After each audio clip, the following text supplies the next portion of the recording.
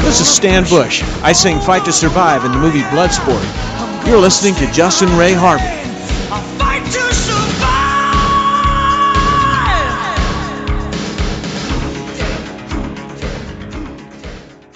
Welcome, ladies and gentlemen, to the World Martial Arts Radio Network.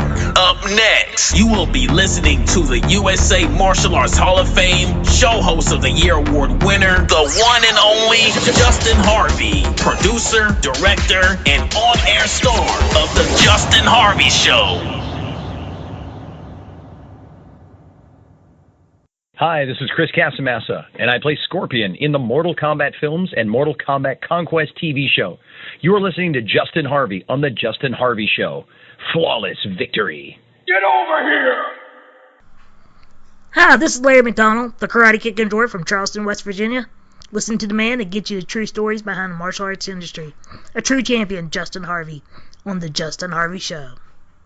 Hello, ladies and gentlemen. Justin Harvey here on The Justin Harvey Show, doing a late edition of the show, which rarely ever happens, but it's all good. Tonight's broadcast is brought to you by The Justin Harvey Show, and it is also brought to you by Legacy Belts. If you need a belt for movies, wrestling events, martial arts events, check out LegacyBelts.com, and also in conjunction with World Martial Arts Radio Network. Now, my guest tonight is very unique. He's also from Charleston, West Virginia, which I'm very proud of. Being a West Virginia native myself, I want to welcome the karate kicking dwarf, Larry McDonald, to the show. Welcome, my friend. Thank you for having me. I really appreciate it. I'm glad to have you here. How you doing tonight? I'm doing pretty good. That's awesome. So what did you have for dinner tonight? I had some hot dogs and some chips and a few Girl Scout cookies. Wow. Yeah. Very nutritious. Very nutritious. So how many DVDs do you have? Oh man. Last time I counted, I had over 1,000. Oh wow. So you prefer hard disk to digital copies, or what's your preference? Well, I actually stopped buying DVDs whenever we got a Netflix account. But no, the reason why I have so many is that when I was a kid, I was in and out of hospitals a lot, and I watched Mary Poppins so many times, Chitty Chitty Bang Bang so many times when I was in the hospital. It drove me nuts. So as I got older and I started making money, I decided, well, if I'm ever in that situation again, I'm going to have plenty of movies to watch. Yeah. Now your story is very unique, and because your story is very unique, you ended up on the Maury Povich show before he started doing all these paternity tests all the time. Can you talk a little bit about that? Yes. Just before I was on the Maury Povich show, the Charleston newspaper did an article on me, and it was about my time doing karate in the local area.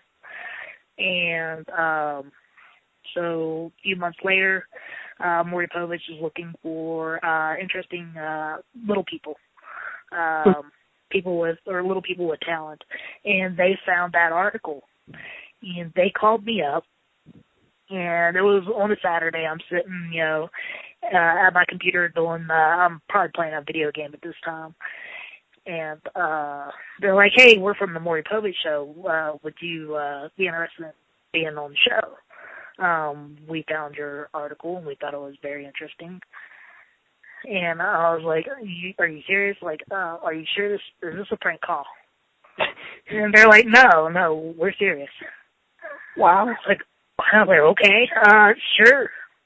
And they're like, do you think you'll fly out on Tuesday? This was in September of 2001, by the way. And I'm like, sure, I'll fly out on Tuesday. I'll come up there and do some karate stuff for you. Awesome. Yeah. So, of course, that didn't happen because of, 9/11. But a few months later, I got to go up and be on the show. It was awesome. Got out there, I had to do a smaller version of one of my katas. And Maury Povich himself, he actually wore karate gi. And that was like, I was the first person that he wore something different for once. Wow. So that was kind of cool. Wow. Do you actually have a copy of that episode? No. Well, yeah, yes I do actually. It's on VHS, old technology, but I don't have a digital version of it. It was on YouTube. I found it a couple of years ago, and then somebody took it off of YouTube. So probably because of copyrights and all that kind of thing. So that's what I figured had happened. So, what is your preferred style in the martial arts? Well, I like karate and I like jiu-jitsu. Mm-hmm. So, I started out doing Shorin-ryu karate back in 1999, and I still practice it to this day. I did jiu-jitsu for a couple of years. That was a lot of fun. I really enjoyed it, and I hope to get to do it again soon. Wow. Yeah. So if you had to pick, Larry, what is your favorite martial arts film? Oh, man. Absolute favorite, hands down, it would have to be Mortal Kombat. Mortal Kombat. Oh. Yes. That is one movie I can put on, and starting at the very beginning, I can repeat almost every line. Wow, that's amazing. Actually, one of the actors from the film, Scorpion, Chris Casamassa, is no stranger to the show, actually. So. Yes, I heard that episode. That was very interesting. Yeah, it was not bad considering we had a short time, because sometimes when you book these stars, they have these time frames. They'll be like, okay, I'll give you 20 minutes or I'll give you 30 minutes, and that's what you kind of have to roll with, so to speak. So who's your favorite character in Mortal Kombat? Scorpion and Sub-Zero. They're ninjas, and that's something I've always wanted to be, is a ninja. Awesome. So, speaking of ninjas, one person that I've always wanted to talk to, I'm not sure if you've heard of him, Stephen Hayes. So. Yes, I have heard of him. In fact, I have a family member that's gone to some of his classes in the past. Wow. And he really enjoyed it. Wow, because I hear he knows a lot of the history of the ninja, so.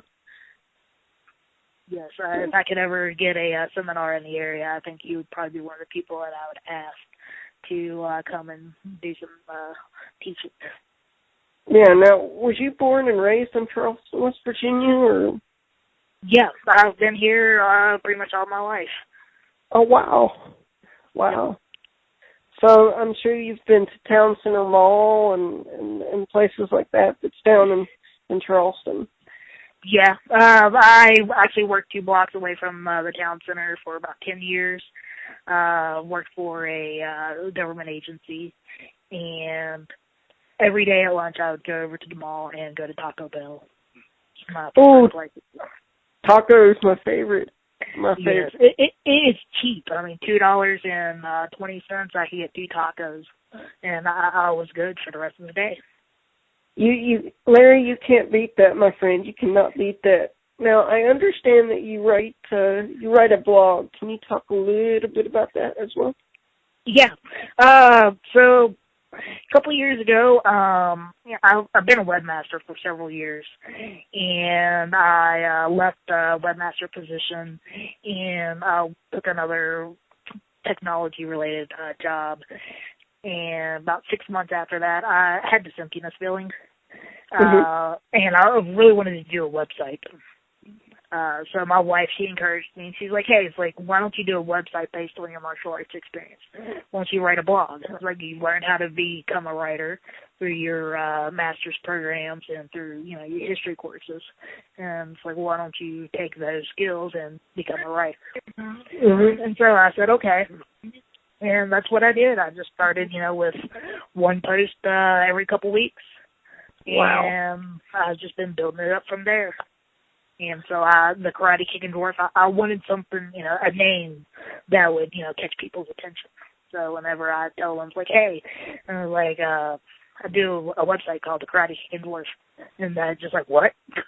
Yeah. Now is dwarf the correct term for little people? Yes, that is one of the correct terminologies for little people.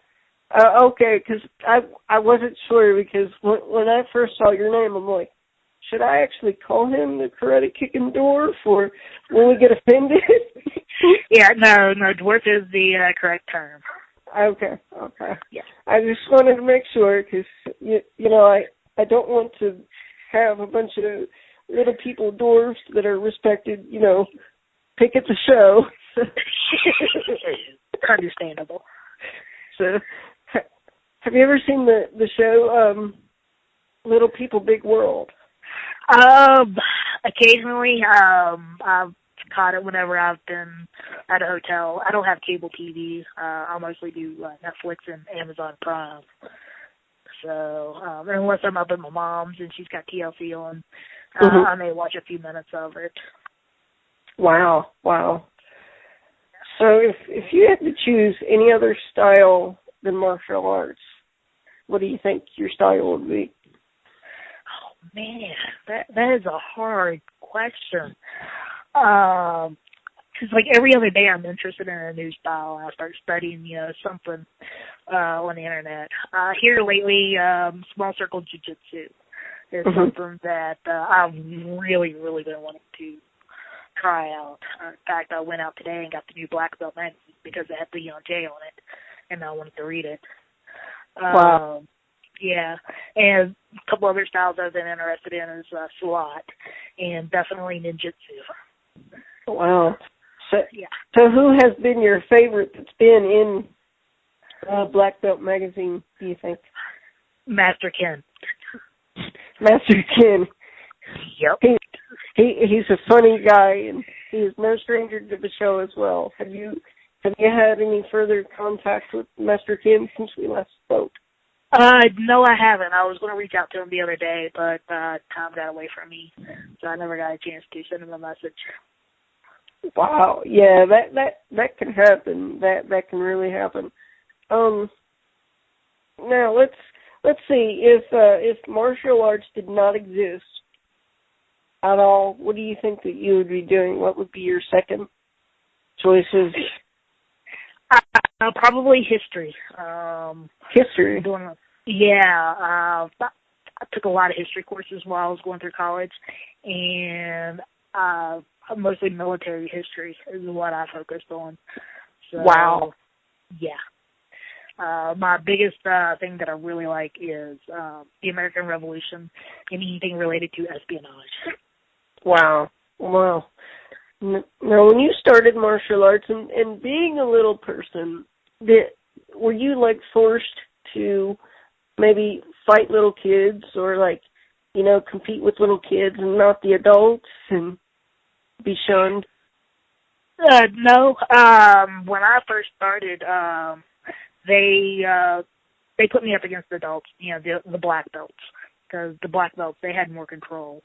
And so they would put me up against them, and they would, you know, go very slow. They would work with me until, you know, I got comfortable with myself. Whenever I started teaching, because whenever you get your third stripe on your white belt, they start putting you with the new kids or the new adults coming into the class, so that way you can learn the technique's much better if you teach it. Mm-hmm. So I got to teach a lot of kids, and I got really comfortable teaching kids. In fact, just a couple weeks, well, no, about a year or so ago, I had a grandmother come up to me and tell me that her grandson was in the military, and he was, she was really proud of him, and talking about how he was still able to do martial arts, and it was the stuff that I was teaching him. Wow. Yeah. So are you black belt in your style or system? Unfortunately, no. A lot of, I don't want to say mishaps, but some unfortunate events have happened where I've not been able to get my black belt. Years ago when I was doing karate, I ended up stopping after I got my brown belt so I could focus on my college education. And then after I got married, I started back up, and I got my second degree brown belt. And I was 2 weeks away from getting my black belt because there was a test coming up. Mm-hmm. And unfortunately, some things happened, and the dojo ended up closing. Oh. And the style that I do, there's a few people that teach it. Mm-hmm. And the next closest person was a little over like 45 minutes to an hour away, and there was just no way I could drive down there every other night to go practice, because that was going to put a hard, a strain on my family. So. Yeah. And regardless, family is the most important thing, Exactly. Yep. One of the questions that I want to ask you, it might be complicated for you to come up with just one answer, but if you could leave one thing behind for someone to know, like in this recording, after me and you pass on, what would you want people to know? They can do anything they want to do if they put their mind to it. That's one of the things that I tell people a lot. Like I was told when I was younger I couldn't do martial arts because I was, handicapped. It was going to be too much for me. Mm-hmm. And I was having a lot of operations, a lot of orthopedic-related operations. The doctors, they told me, it's like, you're not going to be able to do this. I'm like, all right. So I was 17 years old. I was feeling a little rebellious. And I signed up at a karate class. And I started doing it. And then a couple of years later, the one doctor who told me I wouldn't be able to do it, I showed him, I was like, hey, this is what I'm doing. I'm throwing these kicks. I'm throwing these punches. And he loved every second of it. He's like, that's awesome. He's like, you are living life. Yeah. And he's like, you are a true, specimen. Like, if you put your mind to it, you can do it. Yeah. Yeah. Well, one thing that I hate about being handicapped or disabled, Larry, on a personal note, like when I'd be with like a girlfriend of mine back in the day or whatever, I would go out to dinner or somewhere with them, and they'd be like, "Is that your mother?" And I'd be like, "No, we're dating." I don't know why people get this, this misconception that disabled people do not date or even get married. Yeah, that's beyond me. So has that ever happened to you and everything? No, can't say that I have. Yeah, no. When me and my wife we go out, they know we're married. Yeah, because I'm constantly calling her sweetie or hey, I love you, things like that. So, or I'm kissing her or something. Yeah. And then they see our children. They look exactly like us. There's no denying that, Yeah. Yeah. Oh yeah, definitely. And I wanted to ask you, and I don't normally ask about politics on my show, but I honestly think that it would be easier if you could vote online. More people would vote if you could vote online instead of going out to the polls. What's your thoughts on that? I like the idea of voting online because the poll booths, I'm 3 feet tall. Those platforms, they go up to a good 4 foot and a half. Mm-hmm. So, luckily though, Kanawha County, the county clerk and all the people that work for her, they're very accommodating. So I've never had any problems going in and voting. They would take the little things off the legs and they would set it down on something that I could reach. Yeah. Wow. But no, I do like the idea of voting online. Of course, being in technology, in that sector, there are, concerns. Mm-hmm. Mm-hmm. So, but you think that it could be done, because a lot of people say that it couldn't be done, when I disagree when it could be done. I think it could be done, but there would have to be a lot of safeguards put in place. Yeah, yeah. So who do you think's going to win the election, do you think? Ooh, that's a good question. I'm not sure. Not sure.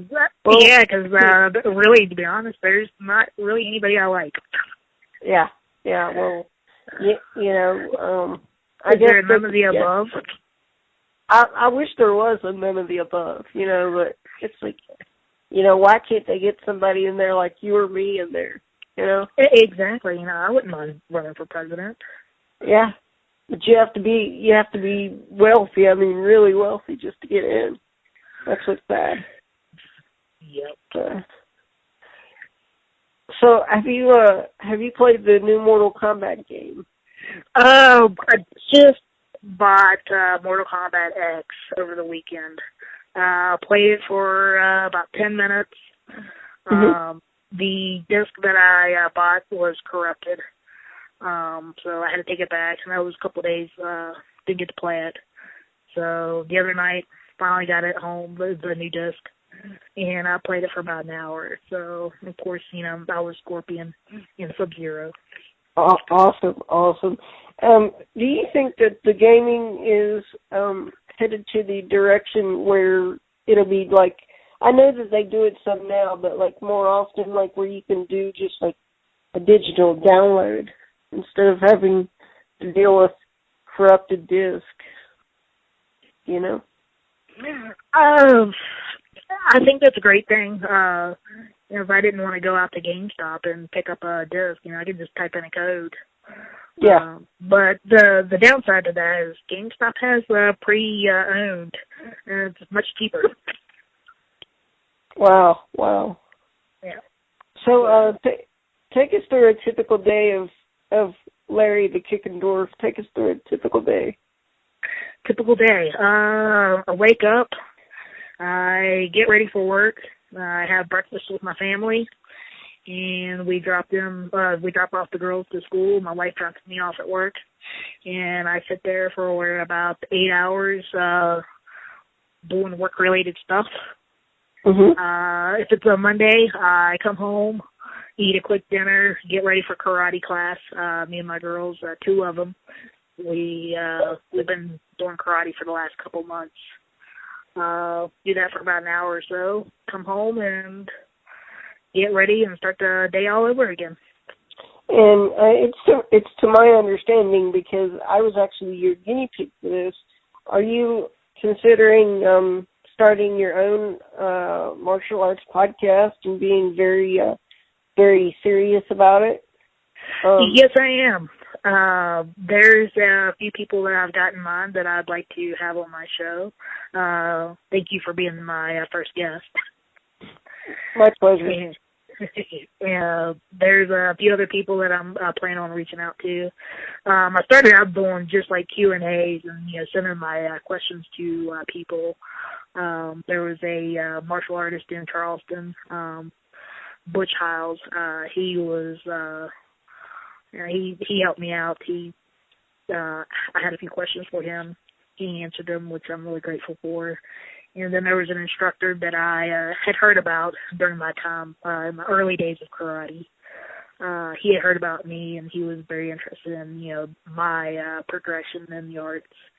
Mm-hmm. So he agreed to answer questions for me. But I felt like I needed to do something more. So I went out and got me a podcasting microphone, and making sure my internet connection was solid. So I'm hoping to get Master Ken to do a little segment with him. And there's a few other people that I've got a huge list of people that I would like to talk to. Okay, shoot out some names for my listeners, because I think that would be interesting in itself. You know, it'd be like a exclusive for the show. Okay. Well, let's see. Back in the 80s, I watched a lot of Cynthia Rothrock movies and Don the Dragon Wilson, Van Damme, all of his movies. Here in more modern times, Anthony Bourdain, he's a chef, but he does Brazilian Jiu-Jitsu. He's on that TV show Parts Unknown on CNN. I like his snarky comments, so I think he would be fun to talk to. One of the people that I've considered is Vladimir Putin from Russia, because he does jiu-jitsu. And I didn't know that, folks. You heard it here first. Wow. Yeah, so he would be somebody that I would like to have on my show. Although I don't speak Russian, though. I hope that's not a problem. Yeah, the thing is, you would have to probably have somebody on the line with you speaking his language, probably, like a translator. There we go. Yeah. But no, a couple of the other people that I've got on my list.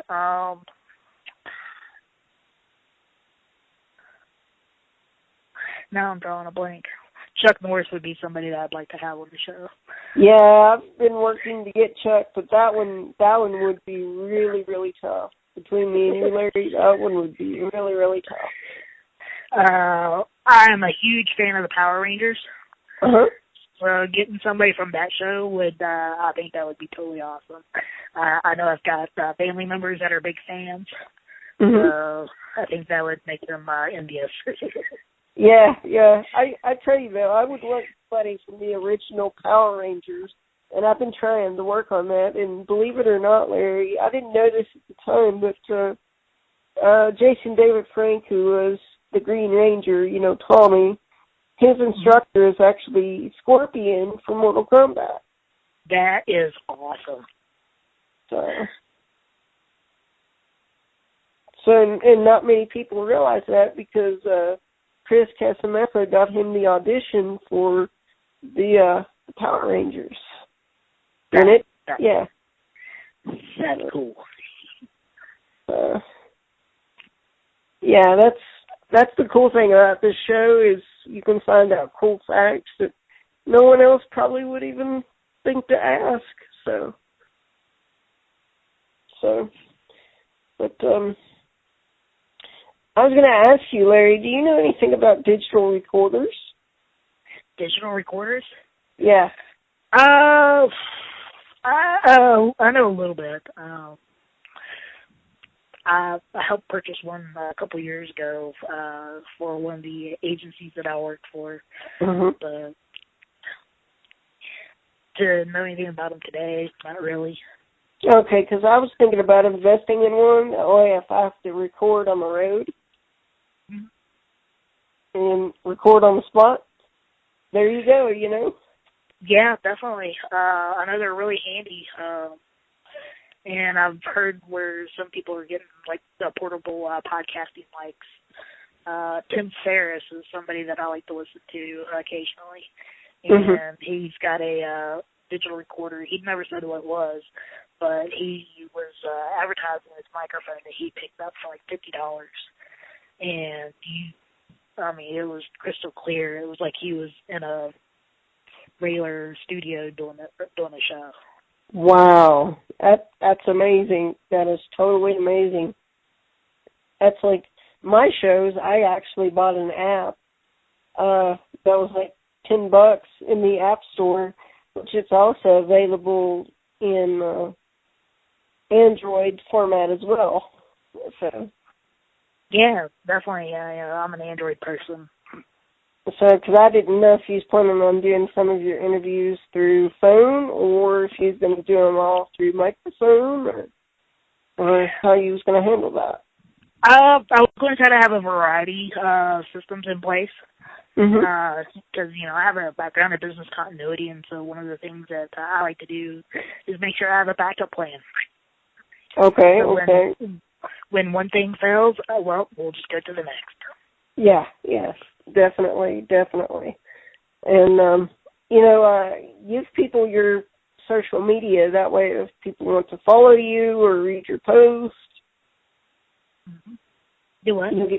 Give out your social media so that if somebody wants to follow your post or follow well, let's see, I'm on Facebook, Karate Kicking Dwarf, and I have a Twitter account, Karate Kicking Dwarf. What else? Got Google Plus. Again, you can find it there, Karate Kicking Dwarf, and you can go to YouTube, Karate Kicking Dwarf. Oh, and Instagram. I started posting pictures on there. Wow. Well, and my website is karatekickingdwarf.com. Wow. Well, is there any final thoughts that you want to share with my audience before I end this broadcast today? Not that I can think of. Not right off the top of my head.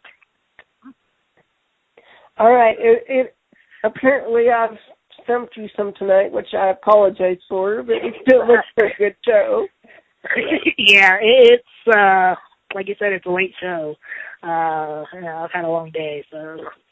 Yeah. But I'm very glad to be on your show. I really appreciate it. Oh, and this is going to be everywhere, man. This is going to be on iHeartRadio, one of the biggest platforms out there today. It's going to be on Stitcher Radio, iTunes, everywhere. Wow, that's awesome. And I just want to thank you for being on the show, and I want to encourage my friends and fans to follow me on Facebook and Twitter at Justin Ray Harvey, and see you next time. You have been listening to The Justin Harvey Show here on the World Martial Arts Radio Network. Be sure to tune in again next week for his latest show. Thank you for listening. Hi, I'm Stephanie Ma from World Martial Arts Media, and today I'm here to tell you about LegacyBelts.com. Legacy Championship Belts and Awards is the world's premier manufacturer of custom and cast championship title belts who supplies belts to the top professional boxing, MMA, and wrestling organizations on the planet. If you're a promoter or collector looking for a high-quality MMA, martial arts, boxing, wrestling belt, or even a belt for a special event, then you need to visit LegacyBelts.com today. Be sure to like us at www.facebook.com/LegacyBelts. Hi, Stephanie Ma here again with a special report from World Martial Arts Media about LegacyFightGear.com. Legacy Fight Gear is the official supplier to the world's oldest and most respected martial arts organizations. They have been manufacturing high-quality, affordable products for over 30 years. Visit their new online catalog at LegacyFightGear.com today. School owners who want to raise money for their teams can register to get a wholesale account and become a distributor for LegacyFightGear.com. Don't forget to like our official page at www.facebook.com/LegacyFightGear.